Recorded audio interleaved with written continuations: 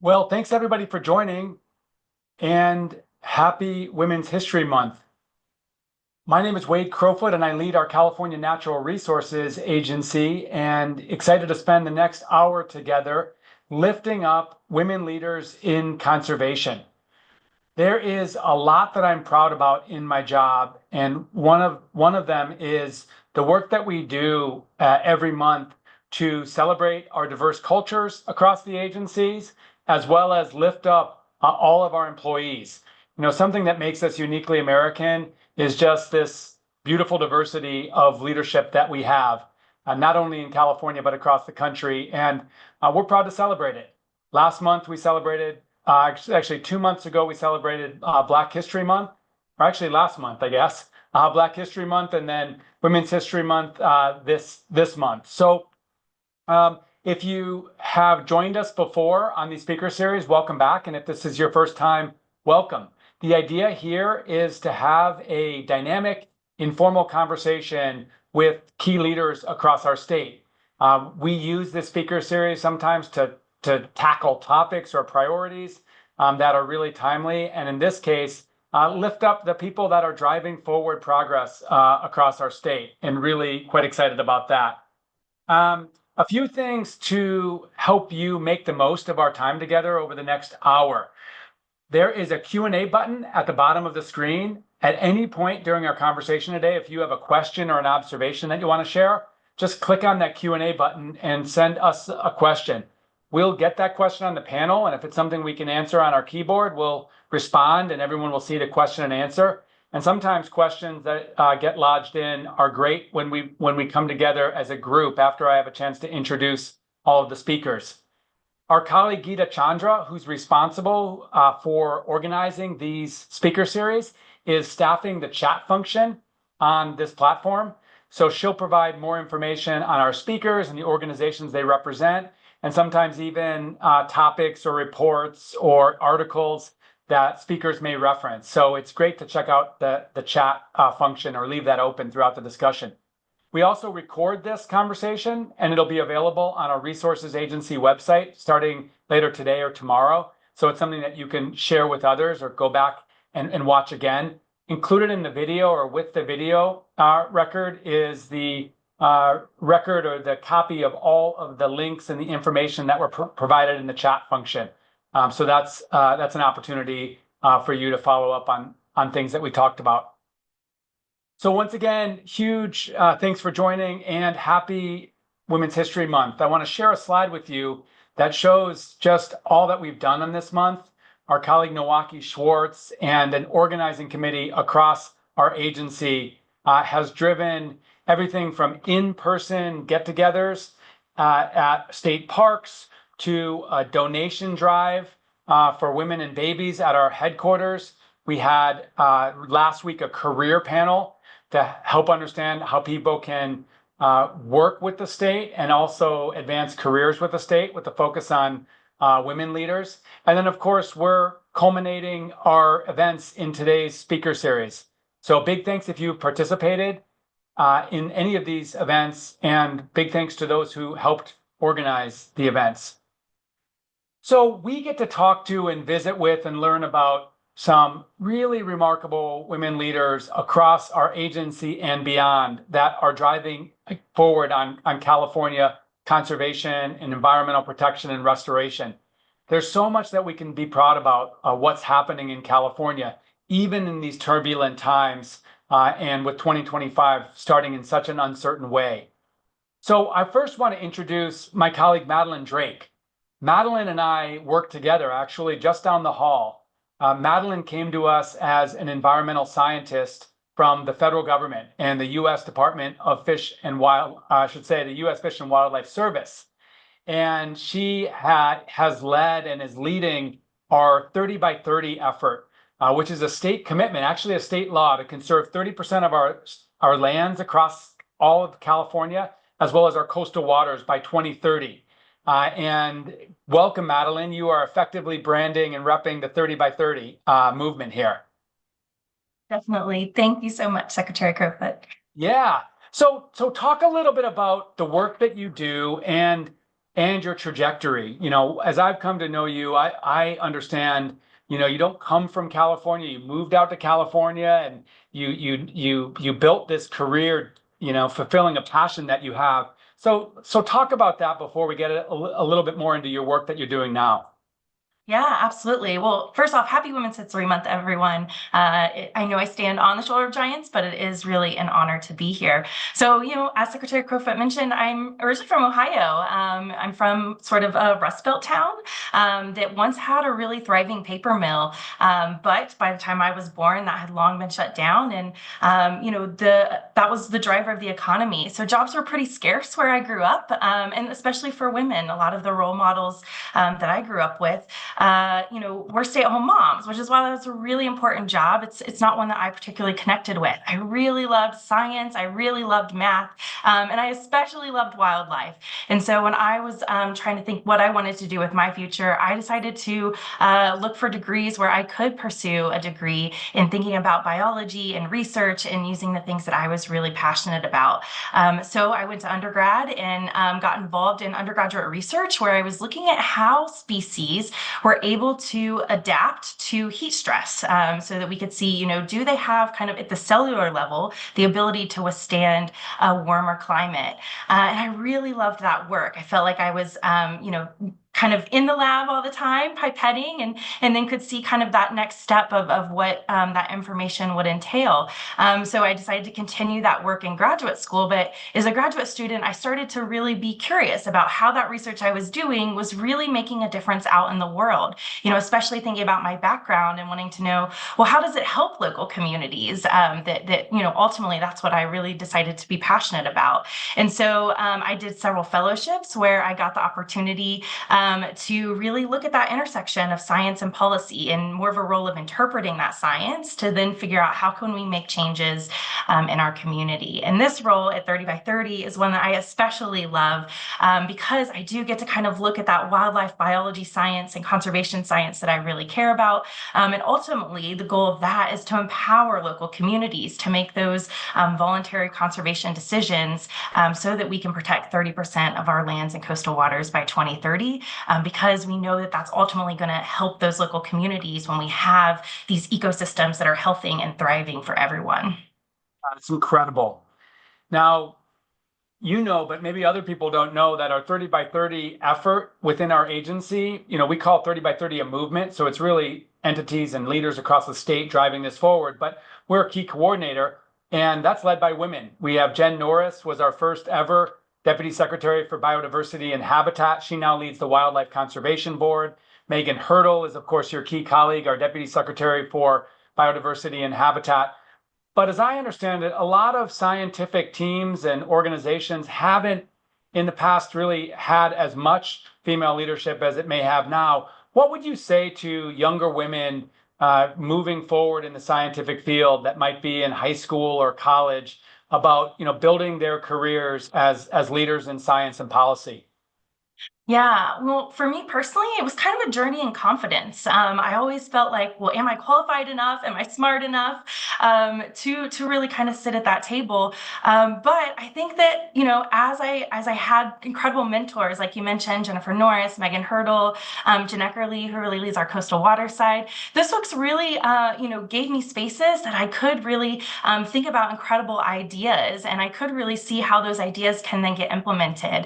And those are space to kind of learn and grow from failure, from successes, and then to really move things forward. So, I'm passionate about this work. I think I have the skill sets to really make that intersection. So the advice I'd give to people was like, one, don't be afraid, right? I think we're all figuring out as we go. And so it's okay that it's a journey of confidence, but you bring unique skill sets, whether it's that kind of science thing that I'm passionate about, or even storytelling. I'm out in the desert this week with a National Geographic photographer who's going to tell some cool stories about conservation down in the desert. So I think there's an opportunity for so many skills, and we have other incredible women we're going to hear from today who I'm sure have their own unique skill sets. So find what you're passionate about, find where your skills really contribute, and I think don't be afraid to go for it.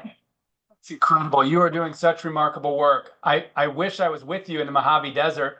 You and I connected yesterday, and you had your hat on, and you were getting out of your car. Is it hot down there right now, or yeah, it's already. It is. Yesterday it was 90 degrees, but the golden hour of photography is sunrise and sunset. So this shot was taken at about 5 a.m. yesterday, and Wow. we'll be heading out again for a sunset shoot this evening. That's incredible. Well, huge thanks, Madeline, for all that you do. I'm glad you reminded me of our colleague Jen Eckerly, who's our Deputy Secretary for Coast and Ocean. She leads the Ocean Protection Council. It was a previous Women's History Month speaker series that we had Jen on, but it was remarkable because all of the entities that are really driving coastal policy and protection and restoration are led by women. We had Kate Hucklebridge from the Coastal Commission. We had Amy, of course, from who leads Hutzel, who leads our Coastal Conservancy. We had Jennifer Lucchesi, who at that time led our State Lands Commission. So, anyways, great, exciting that you're in this place, and huge thanks for all that you've done in your career and having the confidence to take the leap into the leadership role that you have. A huge honor. Yeah. So, thank you. So, shifting from something focused, Megan's focus on the environment and nature and ecosystems. We have another remarkable leader in our agency named Andrea Ambries. And I want to bring Andrea on board. And Andrea, you exist in a very different environment than the Mojave Desert. And that is urban Los Angeles, where you lead our state's Exposition Park as the general manager. And you and I have worked together for a long time, and you've got a great story to tell in terms of your career development, this leadership position. But before we do that, why don't you explain what Exposition Park is, or what we know as Expo Park is, for folks who might not be aware? Sure, of course. And thank you so much also, Secretary Crowfoot, for including us. And happy Women's History Month from LA, everybody. So from those that are down here in Southern California, come visit us at Exposition Park. For those that aren't familiar with the park, it's a 160-acre state property. We are home to world-class science museums, natural history museums, art museums, sports, entertainment, culture and art and history venues. We have 3 world-class venues that will be used for the LA 2028 Olympic Games. We have 3 very big museums, one in forthcoming, which is the Lucas Museum of Narrative Art.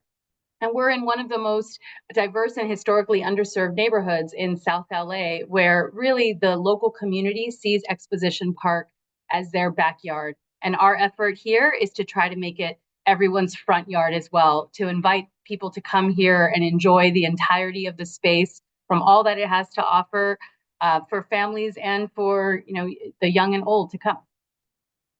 Incredible. And the work is really, really exciting. I always get energized when I get down there and visit you. So talk about, yours is a pretty remarkable story, because as I understand it, some of your family members grew up really close to Exposition Park. So what a remarkable fate that now you're in charge of this really important institution in a community that you grew up in.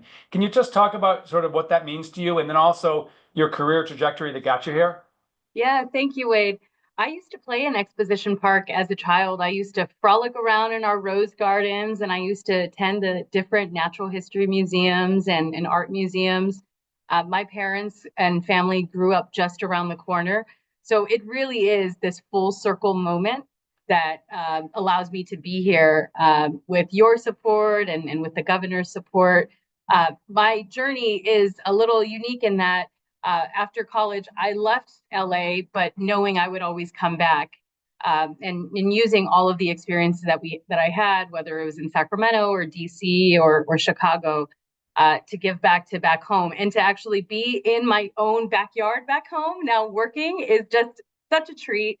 I've been able to tour my grandparents here and be able to have that experience to bring them around a destination that they used to visit about 30, 40 years ago, and now for them to see the changes and to be part of the significant investments that the state of California is making into this park and to South LA to really transform this park into a new green space destination is just such a remarkable treat. One of the really most exciting portions of my job right now is working with you and others to prepare for the LA 2028 Olympic and Paralympic Games. And that in itself is this momentous once in a lifetime moments that I couldn't be kind of more grateful and excited to contribute to. And especially given that we only see these Olympic Games happen so often, and it's going to happen in Los Angeles. We will be able to host the Olympic Games for the third time. We're going to be the only site in modern world history to host 3 active Olympiads. That really does impact this community. It impacts my experience here, and certainly the opportunity for us to lift up green spaces within this moment is just such an honor. Yeah, I think we're all so excited about that. So you've been an appointee of President Obama. You're an appointee of Governor Newsom. You've worked for leaders in our state legislature. You've had this sort of upward trajectory in challenging, really highly politicized environments. What advice or insight would you have for everyone, but particularly young women, about building their careers in public service and politics? It's a great question. I think about how I got here very often, and I know what has been consistent is just the skill set that I really wanted to be able to use every single time, and my commitment to ensuring that I'm using that skill set for the betterment and the good of our own local community. So whether it's being in the kind of sciences, being in the arts sector, being in the government sector, I've been able to apply all of my skill sets, I think, pretty strongly, because I really passionately believe in uplifting communities and providing services in the best way possible that we can. And I think a lot of people that might be on their young side and just beginning in their trajectory, or even those that are continuing in their work, as long as they feel like they love what they do and they're excited to get up in the morning to work hard, you can see kind of incredible kind of outcomes and kind of wins from that. So find what you're passionate in, jump in head first. Don't be scared about the hard questions that might come your way and being able to manage those. And then also work with a really great team. We really are lucky here to work with an incredible team, and we can't do it alone. So with all of the women here today, with you, Secretary Crowfoot, those that put this event together, like, that's the type of environment that we're trying to lift up, and the type of environment we really want to work in. So thank you to giving us this opportunity to work here with you. Yeah, and I feel so proud to work at the state of California and in a government where there are all of these leadership opportunities, obviously for both women and men and people of all different backgrounds. And you're a great example. We recruited you as our deputy secretary for all things federal politics and external. And then this opportunity arose to lead Exposition Park. And it's such a great fit. So to me, one of my key, sort of takeaways is find organizations that are exciting, that have a lot of opportunities, get to work, and then the excellence is rewarded with these leadership positions. So keep up the great work, and we'll loop you back into the group conversation. Thanks, Bob. Yeah. So Karen Burr is a colleague of ours who helps to lead the Delta Conservancy. That's one of our 10 state conservancies that's focused on conserving and restoring this remarkable place that we call the Bay Delta, which is actually right behind you, Karen. I want to ask you, you and I started working together when you were outside of government. Actually, you were leading this really interesting set of organizations called resource conservation districts across the state. So if you would talk about, your career and how you found your way into environmental leadership in California. Yeah, great. Well, first, just thank you for having me here. What an honor and a privilege to be here today. I'm so thankful, and I'm so thankful for you putting on this space for us to come and have this conversation. And I also want to take the opportunity to say thank you to all the women who've come before me and really opened the doors for careers in science. And just want to point out how, while it did happen in my mother's generation, that science careers weren't really an option for that generation. And I just want to really mark how far we've come during that time. So just want to note that. But for me, I think, like most people in this space, I deeply fell in love with the natural world at a very early age. And with the desire to make change in that world, I started pursuing education in biology. And then through some early experiences, including a semester in Africa, running environmental education programs, and some really deep conversations with my grandfather, who is incredibly different from me, but was also incredibly impactful in my life. I began to really recognize the deep interconnection of people and how our commitment to the environment has the ability to pull us together, even across really well-established divides. So with this as kind of the understanding of kind of my passion and where I believe there's the most opportunity to make impact, I've really centered my work in the belief that, when we bring people together and we build trust around critical natural resources issues, we create stronger, more resilient solutions to our natural resource challenges. Like really, when we're all sitting at the table, we create better solutions. And when we focus on what we have in common rather than our differences, we also weave that fabric of society.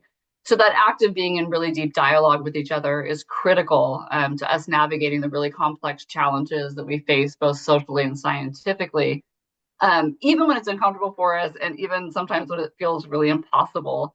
And these hard conversations are the ones that are the most important. And given where we are right now in this world, I think that it's really important that we find these bridges and find these ways to bridge the divides that really lead to our common good. And as you mentioned, Wade, this is really the space that we came together in, originally, which is the ability to build. Really, it was building the impact of the state to be able to get work done on the ground by investing in the capacity of local conservation through building the resource conservation districts, which you mentioned. And we were able to collectively, amongst many, many people, we were able to relaunch and grow the RCD network through a private-public partnership that it took us 10 plus years to build and multiple tens of millions of dollars to get going. And building that network and building the capacity for us to be able to do the work on the ground really took a lot of those deep conversations, the really hard conversations, and our focus on our common good rather than those things that divide us. And without that, we wouldn't really have the thriving network of conservation districts that we see today. And they look nothing like they did, 10 to 15 years ago. And now we're seeing them out there really thriving and removing fuel loads and restoring habitat and educating communities and all the really important functions that they have in making local conservation happen. And so, Wade, thank you for believing and supporting that work. And then now when I tune into speaker series and other things and I see you mentioning the RCDs constantly, it's really great to see that that work is continuing and your commitment to that is continuing. Yeah, definitely. This morning I was talking to rural county supervisors as part of the RCRC, the Rural Caucus that comes to town. And your point around, finding ways to collaborate and, align around shared priorities from people that are very different and may have very different political viewpoints or frankly, things that we may disagree on a lot, finding those common areas. So, for example, we talked a lot about wildfire resilience today and the fact that actually there may be a lot of alignment between the new federal administration and what we're doing in the state. And that's not to paper over the significant differences. And frankly speaking, personally, a lot of the alarm in terms of what's happening at the federal government. But it is, I think you really raise a good point where now more than ever to get the work done, we need to find ways to collaborate with people that may have different viewpoints. And that's really relevant to your job right now, which is working in the Bay Delta. Such an important place, a place where Californians live and farm. Also, one of our most biodiverse areas in one of the most biodiverse states in the country, one of the most biodiverse places in the world, and also a key conduit for our water system that serves 3/4 of Californians. Can you just talk about, your approach toward bringing collaboration and creative thinking in an area that can be so contested and conflict-ridden? Yeah, I mean, your description is just is perfect. I mean, the Delta is such a beautiful and complex system. Like you said, it's home to to salmon, to sandhill cranes, all of these really important species. The other thing too is that it's super highly engineered, and it also has really diverse and complex social patterns that have been moving through it. And then, like you said, it is 3/4 of Californians have their water pass through the Delta. So to me, because that it has so much complexity to it, it requires that we come together. There isn't a single person or a single entity that can really sit down and figure out what these solutions are to the Delta. So I've been really excited to jump into the important work that was already happening when I got here at the Conservancy to really find those common ground solutions to these critical natural challenges in the Delta, while honoring the original habitants that consider the Delta its heart, which I think is really important. And then also celebrating the histories and cultures that have wound through the Delta and considered at home at different times, and expanding the access so that all Californians can really get out into the Delta and experience what this magical place holds. I think all of those things are objectives that we're working on at the Conservancy. But one of the things I really want to highlight is our really important work around helping farmers to convert to rice and wetland in places where the land has become too wet to farm. We're really focusing on, again, supporting that with the idea of creating a multi-beneficial program that supports farming, habitat, water supply, and avoided carbon emissions. And the latest natural working lands targets include a target of 50,000 acres of converted rice land and or habitat by the year 2045. And we know that about 150,000 acres in the Delta are highly subsided. And when they're highly subsided, they are just emitting these huge outsized amounts of carbon. To really solve this acreage of challenge, this large scale challenge that we face, it really is going to take everyone bringing their resources and their expertise to the table. And already, there's this kind of formal and informal network happening throughout. And at the Conservancy, we're really making a concerted effort to bring all of those people to the table.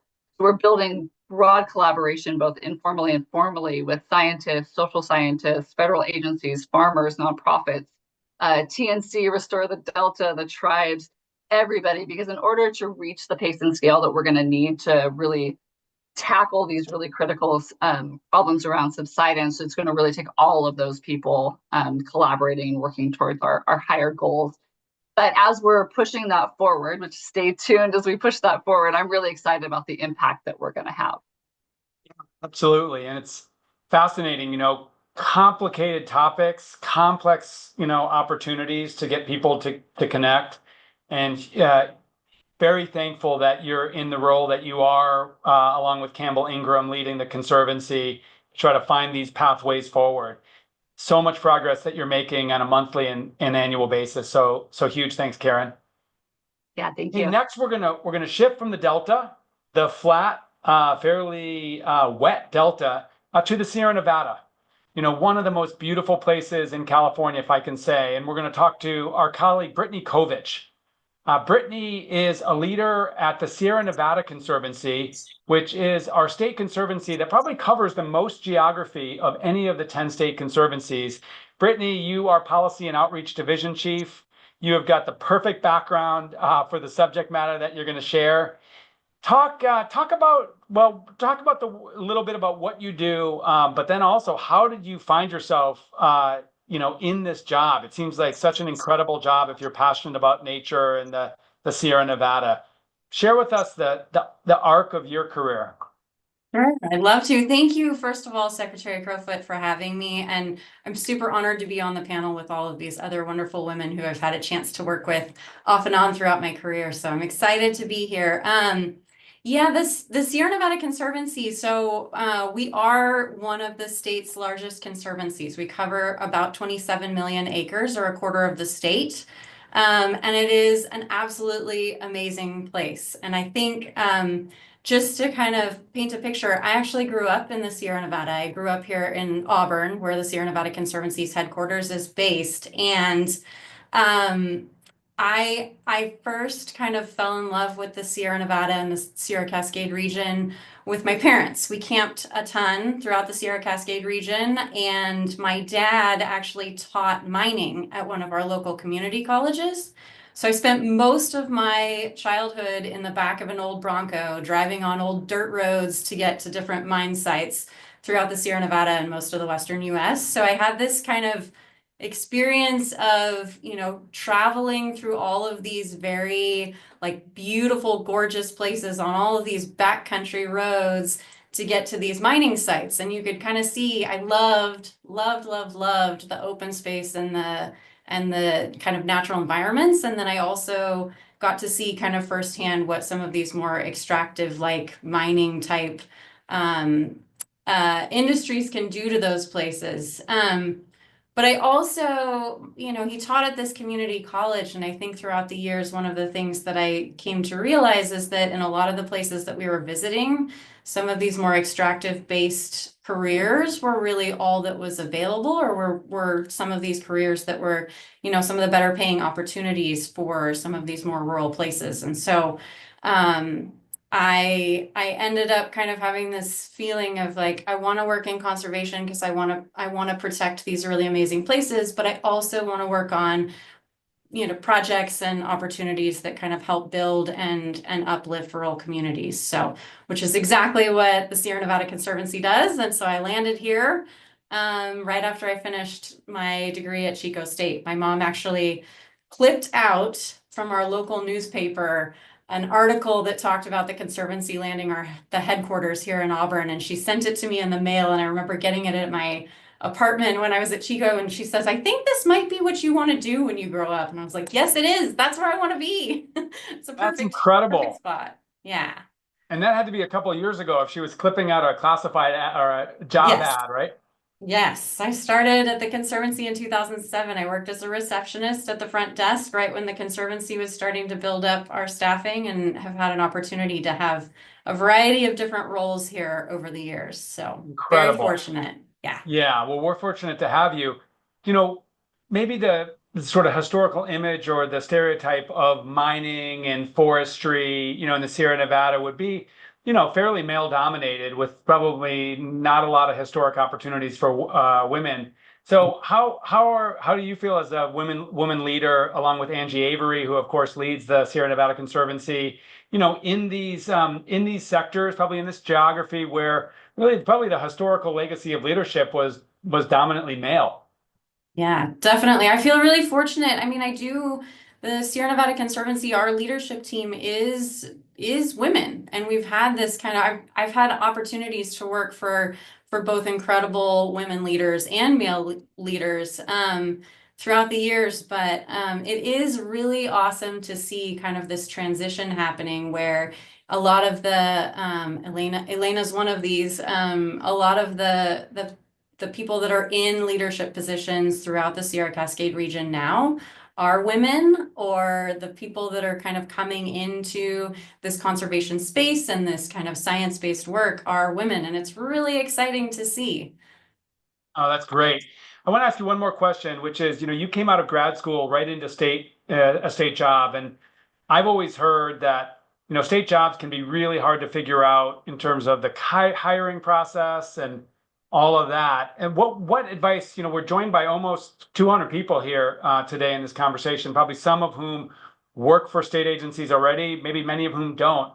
What would you share honestly about working for the state and building your career in the state government? That's such a good question. I would say that it can be difficult to navigate, but if you find a type of work that you're interested in, reach out to those state departments that are doing that work. Find someone that can help you kind of navigate or give you that one little nugget of information that helps you figure out how to get into the system, because being a civil servant is amazing. It is very rewarding. You do get to kind of give back to the community in ways that are really valuable, and it's worth kind of the pain that sometimes comes with figuring out the state hiring process. And that's great. That's great advice. And I might ask our colleague Geeta to put in the chat a career center that we've stood up at the Natural Resources Agency, which is both in person here at our headquarters in Sacramento, but also virtual. So anybody throughout the state that wants to even think about joining some entity within our agency can make an appointment with an HR professional. You don't have to be terribly prepared, but just more interested in sharing what departments or what work you might like to do. And then our team can actually help you navigate what would be the steps to explore work. And this Career Center is also available for current employees to think about upward mobility and opportunities and building your own capacity. And it's something we're really proud of. We call it our Navigator Center. So Brittany, thanks for all that you have done, you are doing, and you will do here as a leader in the Sierra Cascade region. Our last panelist is Elena DeLacy, and Elena is actually our only panelist who doesn't work for a state agency, and we wanted to make sure that we're featuring women leaders working in conservation and the environment that are from outside of government, because so much of the work, so much of the progress that happens are through nonprofit organizations, community-based organizations. And Elena, you lead the American River Conservancy as the executive director. So I'm excited. Thank you for coming on, first of all, and excited for you to talk a little bit more about your organization, so we have some grounding, and then, of course, how you came into this role. Sure. Thank you so much, Secretary Crowfoot. So American River Conservancy is a nonprofit organization, and we're primarily a land trust, but we also do land stewardship and environmental education programs as well. We've permanently protected over 30,000 acres since 1989, and we do this through acquisition of land and conservation easements. Our mission is to protect the ecosystems in the Upper American River and the Upper Cosumnes River watersheds. And so we do that through land conservation, land stewardship, and education. I wanted to speak a little bit about our stewardship and education programs. We currently own approximately 15,000 acres of land in these watersheds in El Dorado and Placer counties, so the central Sierra Nevada. Our education programs involve thousands of learners every year of all ages that connect with these watersheds. And so I just wanted to talk a little bit too about the American River and the differences between the American River and the Cosumnes River. The photo on the background here is the Cosumnes River at one of our projects, El Dorado Ranch. So the American River and its tributaries do have National Wild and Scenic River designation dating back to 1978. However, the Cosumnes River has no official wild and scenic river designation, but you could argue that it is one of the wildest rivers on the western slope of the Sierra because it has no major dams that impact its flow. So right now we're working on a number of important projects in both of these watersheds, but one I wanted to highlight, or there's two I wanted to highlight in the Cosumnes River watershed. One is our El Dorado Ranch project, which would protect 7,000 acres of blue oak woodland from development along the Cosumnes River in El Dorado County. And these lands would eventually become the county's first state wildlife area. We're also working towards the protection of nearly 4,000 acres of working lands through conservation easements in the Upper American River watershed. And then one of the most fulfilling projects that I've had the honor of working on and advancing is the Ladies Valley Land Back Project, which will give 320 acres of land along the North Fork Cosumnes River to a local native land trust, Cosumnes Culture and Waterways. And so we're in escrow and hope to close in April on that project, which is very exciting. Also, a little bit about our stewardship efforts. I actually just got off a call before this one with our partners with the French Meadows Partnership, which includes the Sierra Nevada Conservancy, Placer County Water Agency, the Tahoe National Forest, many other partners, CAL FIRE, UC Merced, the Nature Conservancy. We have restored over 2,000 acres of forest lands at the headwaters of the American River as part of this 26,000 acre landscape scale forest restoration effort. So that's a little bit about what we do. And go ahead. Well, I was going to say that French Meadows project is really incredible because it's, as you point out, it's working at a landscape level.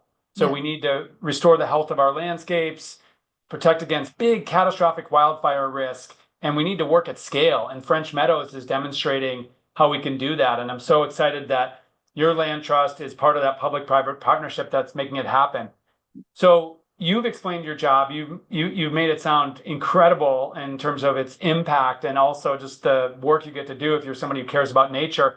How did you find your, how did you get to this position? Yeah, that's a really good question. It actually, I've been in this position as executive director since about 2019, but I've been with the organization since 2003, and I started much similar to Brittany's story. I started as a project intern. I was actually still in school at UC Davis when I started with the American River Conservancy, or ARC. But I was born and raised in Sacramento. I grew up very close to the confluence of the American and Sacramento rivers. And as a child, I was really fortunate to be able to spend a lot of time outdoors. I spent a lot of time actually in the Delta region around Galt and Wilton. So I had I think, a deep appreciation for this place. I've also always been fascinated by amphibians, which is, and so that was a launch point into environmental biology as a path of study for me. And I really feel strongly that my connection to place was developed through my appreciation at a very young age of wildlife and plants and nature. And I actually didn't even realize until basically 2003 that land and river conservation via land trusts was even a thing you could do as a career, until I kind of stumbled upon ARC. I was living in El Dorado County at the time. I was actually teaching violin lessons, of all things, and I found out about ARC while finishing up my degree at UC Davis. So I became involved as a volunteer intern. I was helping to design and coordinate the construction of a pond for a population of California red-legged frogs here in El Dorado County. And that internship eventually turned into a full-time position in 2004 once I graduated. Wow, amazing. Well, thank you for the work that you're doing. And just because I'm always fascinated with the backgrounds, where is that photo behind you? Oh, so this photo is actually at El Dorado Ranch on the Cosumnes River. This is what some people refer to as Old and Gray, the waterfall or rapid here. And it's just a stunning portion of the Cosumnes River. If you've never been to the Cosumnes, I highly recommend it. We're actually in the process of creating a trailhead. Getting our permits and environmental compliance work done so we can create a trailhead and public access point along Highway 49, so people will eventually be able to access this. That's awesome. I've lived in Sacramento now about 6 years, and one of my favorite things about Sacramento is the American River, which of course is great to get in in this hot summer months, but also the Cosumnes River and the preserve down by the Delta. But I've never been to this waterfall, so you've piqued my interest. Yeah. Thanks so much, Elena. Let's come together back as a group and have a group conversation here for the last 15 minutes of our discussion. And again, a reminder that you can ask a question by just tapping that Q&A button and lodging a question via your keyboard. One of the folks who tuned in here today just provided me a bit of a reality check and said, it's great to see so many women in leadership positions, especially in historically male-dominated fields. But she points out that, the reality for a lot of women working for the state is pay struggles, continued sexism, the complexity of return to the office and what that means to lives and families. So I think that's an important reality check, that there are still, challenges, and particularly challenges that women face. So I guess as leaders of your organization, what do you do, and what advice would you give to other folks, both leaders and just people living, working in organizations to create a supportive, yes, an inclusive workplace where people can bring their authentic selves to work, whether they're women or men, or their background or race and identity, sexual orientation identity? What do you feel like is key to this? It seems like such an important question, especially at this time when there's certainly a lot of demagoguing in the public dialogue. I advocate for listening and doing what we can as heads of our departments or teams to try to make some type of change. It might not be the kind of complete shift And we know cultural shifts take a really long time, and we've all been working toward it.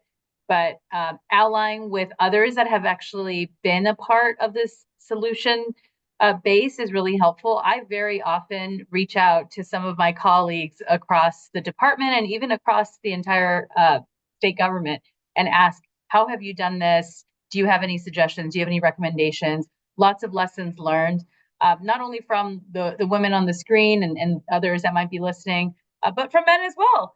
And I know we're always pinging you too, Secretary Crowfoot, to jump in and help us be an advocate, and you're a great ally in that. And I think a lot of what we can do as leaders is to listen, to advocate as much as we can, and to raise the kind of bar for what we expect to, or how we expect to be as leaders for our team. So hopefully others will learn from us and they will continue that in their own departments as well. Yeah, I would say, really leading by example and creating that safe space for employees and for the people that we lead to really express themselves. I can't say how much I appreciated the women early in my career that stepped in and said, hey, and kind of pushed the space aside for me to jump up and be able to hear my voice. And so I think as much as we can give that back, I think it's super important. So true. I would also share, I know I mentioned mentors, but I think that you can reach out and find somebody to help be your mentor and help be your advocate, no matter what level you are in your career, especially as an early career scientist. That was really, really instrumental in helping me. And CNRA offers a variety of fellowships, and it's been an honor to mentor others along the way. So I think there's many people willing to be a mentor, and it's a great way to kind of have an advocate when in some of those tough situations it's hard to navigate. Madeline, I want to give you a shout out because you started the first ever internship program for 30 by 30, which brought in some remarkable college students who really, this is key experience to help them get their first job. And just as it happened, they all happen to be women. So it was so great to see you actively mentoring them, even with this huge workload that you have. Yeah. Other advice for leaders, whether they're women or men, in terms of creating that type of workplace where people feel supported and they feel like they can succeed, regardless of their identity. Yeah, I think I've learned a lot over the last 6 years. I was director during COVID, and that was a very challenging time I think for all of us. But I think one of the things that I would point to is ownership, a sense of ownership, giving people the opportunity to lead and to do those things that maybe will put them out of their comfort zone has been, and letting people know it's okay to not succeed in the way that they always think. We learn a lot from failure.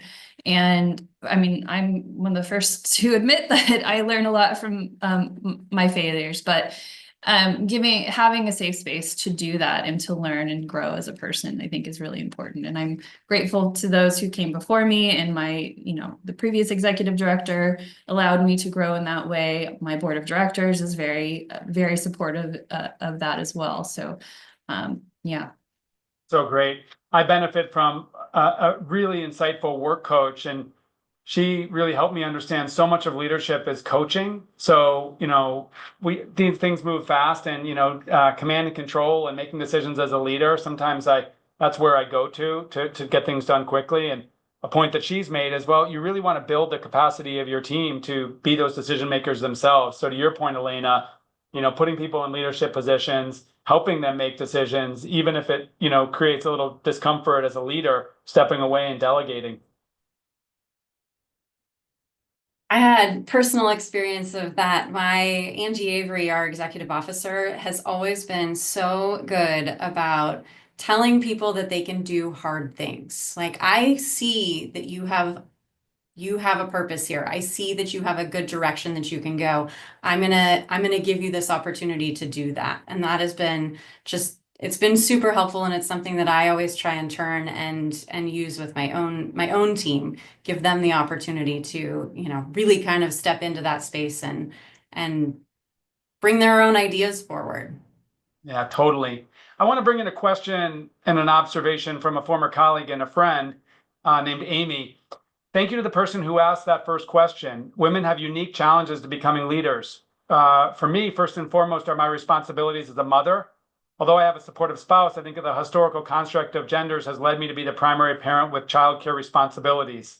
I call this the default parent. And I can relate in my own life as the husband of a wife for our daughter. And as much as I think I'm co-parenting, I realize that so much of the default parenting naturally, culturally falls to women who also are leading, in many cases, challenging careers. So thoughts on this and how we can really recognize that and create a space, again, a space for everybody, men and women, to succeed, and a recognition that a lot of women in the workplace are also, mothers and caregivers that are juggling quite a lot. Yeah, Elena. I'd like to address this. I'm a mother of 3 daughters. And I think one of the biggest things that has enabled me to be successful, and actually I've been a single parent for a number of years, and it's difficult. And I think an important thing to remember is community. You have your community. Don't ever be afraid to ask people for help. And you never know until you ask. I had a very welcoming work environment. And not everybody has this experience, but I had a great work environment where I was able to bring my infant daughter to work with me and nurse. So that was super beneficial. But I also want to say that we need to advocate for parental leave for both parents. I know we have that in California, but not everybody has that. I think it's really important that if we're focusing on equality, we need to, give men and fathers that opportunity to be with their children as well. So we can hopefully move away from this idea of the default parent. But yeah, I think that's extremely important to have these supportive and flexible work environments to be able to do that. Such a good point on flexible work environments too, Elena. I remember one of my colleagues, it was actually Jen, I think, who's, we were talking about work-life balance. And, oftentimes in these jobs, particularly in the environment, you're so mission driven. Sometimes it's burnout and, it's a real challenge.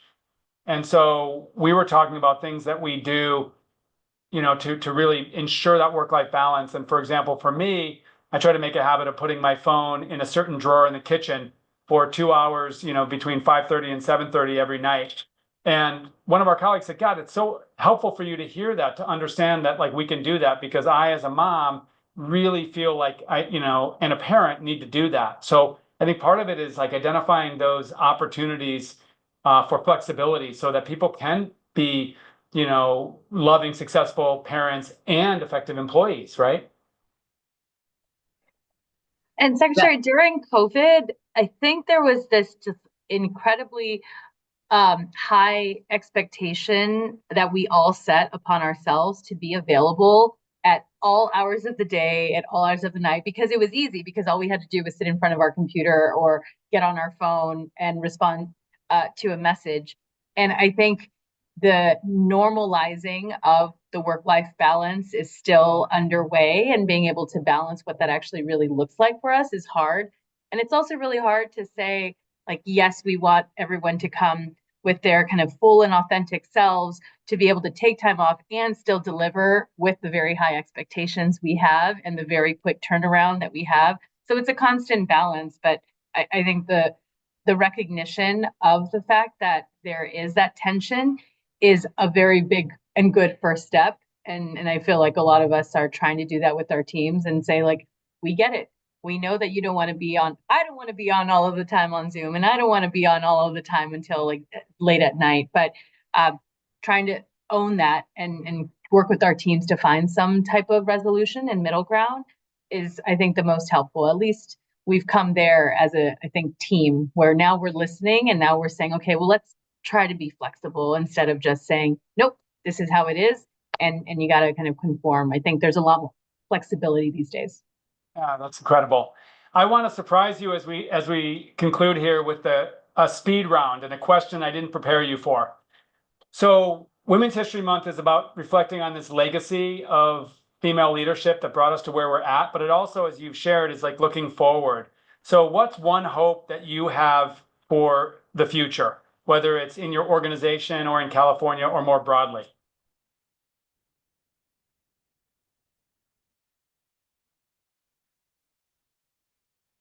Who wants to go first? I'm going to call on Madeline because I get to work with her. She's just down the hall, so I can call her out.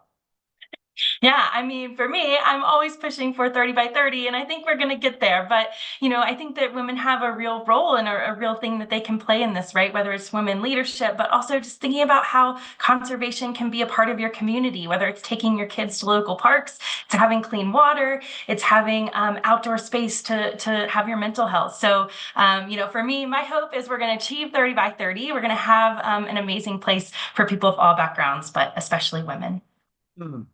Brittany, I think you were trying to get in. Sure. I was just going to say that I have a lot of hope that the women that have come into our organization or into the partner organizations that we've been working with, I hope to see them in leadership positions someday because they have seen that there's opportunity and because that they see that they have a real role in helping to solve some of the big problems that we're facing. And I hope some of the examples that we've had in California continue to spread around the entire country. I think we are leading by example here, and I am really hopeful that folks take the lessons learned and the successes that we've been able to achieve here in California and spread out some of that good work. And a lot of that is led by women. So I'm hopeful that people appreciate that California does lead by example and that others can actually learn from it. I would say really being in a space in which we can have productive conversations that happen across divides and across all the things that make us different and really finding our collaborative voice that moves California and the nation forward. Well, timely hope. Elena, the last word. I would say reciprocity. That's one of the things that I've been really focusing on with our education, but coming from a deep sense of gratitude, and I'm talking about gratitude for the environment and all the things that we're working to protect. And I just really hope that humans can develop more of a reciprocal relationship with the world around us. Such a powerful thought to end on. Huge thanks to you all for joining, for opening up on your career and your life as leaders in California. Big thanks to so many people who joined us for this discussion. And again, my appreciation to everybody who helped make Women's History Month a great success. I want to go to our last slide, and it's one we always put up, and it is an invitation to share with us any questions you have or comments on this discussion or suggestions on future discussions that we can hold. Our future is bright with you all as leaders. Once again, happy Women's History Month, and hope everyone goes out there and makes the most